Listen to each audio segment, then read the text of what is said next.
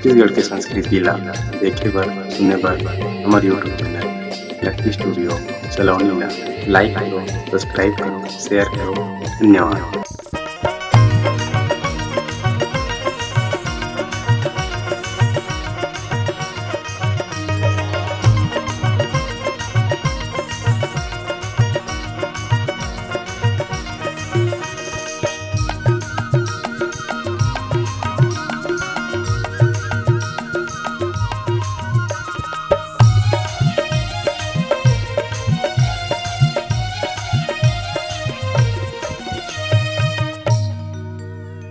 काबर फसाए मोला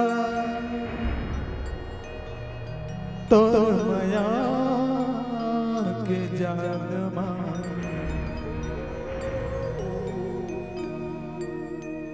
हाय रे निर्मोही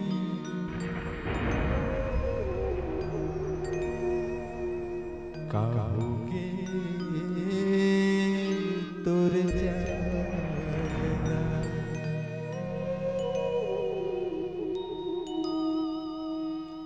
काबर फसाए मोला तोर माया के जाल में, काबर फसाए मोला तोर माया के जाल में, हरे निर्मोही का होगे तोर जाल, हरे निर्मोही का होगे तोर जाल। काबर फसाए मोला तोर माया के जाल, काबर फसाए मोला तोर माया के जाल, हरे निर्मोही का होगे तोर जाल, हरे निर्मोही का होगे तोर जाल।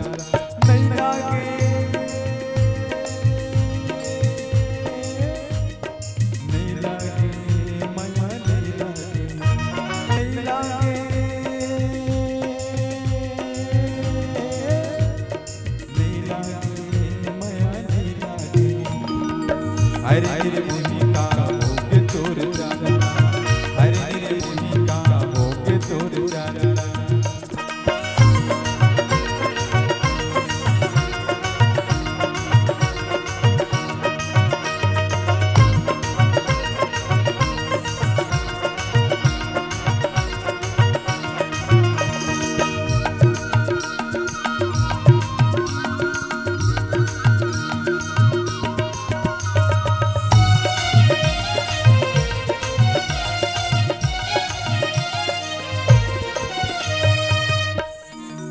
पहिल मम्मी गुठिया के काबर माया में फसाए,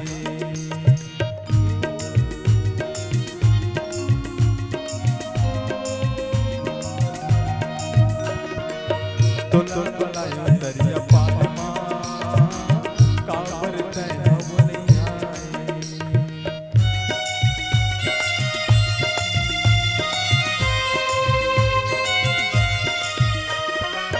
पहिल मम्मी गुठिया के काबर माया में फसाए, तो बलायो दरिया पार में काबर तैना नहीं आए, नहीं आए, नहीं आए, काबर नहीं आए, नहीं आए, नहीं आए, काबर नहीं आए। हरे निर्मोही का होगे तोर जाल, हरे निर्मोही का होगे तोर जाल।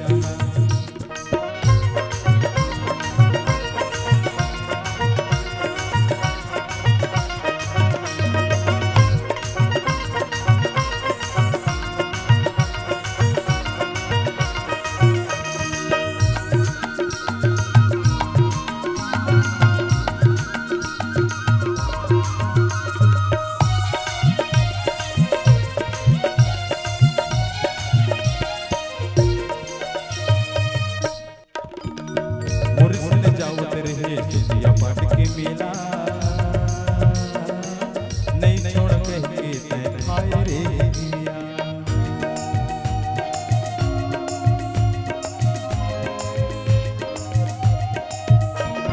तोर माया में मर गयो मैं थाने सिंह सुर पैया, दिन में भूख लागे नहीं नींद नहीं आवे तेरा।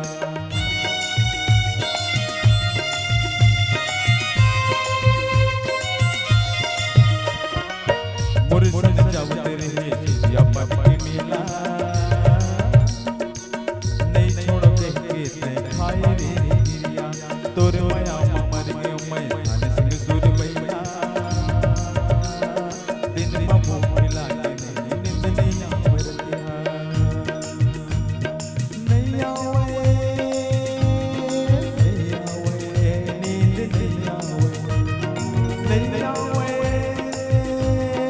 नहीं आवे नींद नहीं आवे अरे मेरे मोही का भूख तोर जाना अरे मेरे मोही का भूख तोर जाना काबर फसाए मोला तोर बया के जाना काबर फसाए मोला तोर बया के जाना अरे मेरे मोही का भूख तोर जाना अरे मेरे मोही का भूख तोर जाना अरे मेरे मोही का भूख तोर जाना का भूख तोर जाना का भूख तोर जाना का भूख तोर जाना का भूख तोर जाना का भूख तोर जाना का भूख तोर जाना का भूख तोर जाना का भूख तोर जाना हाय रे मेरे मोही का भूखे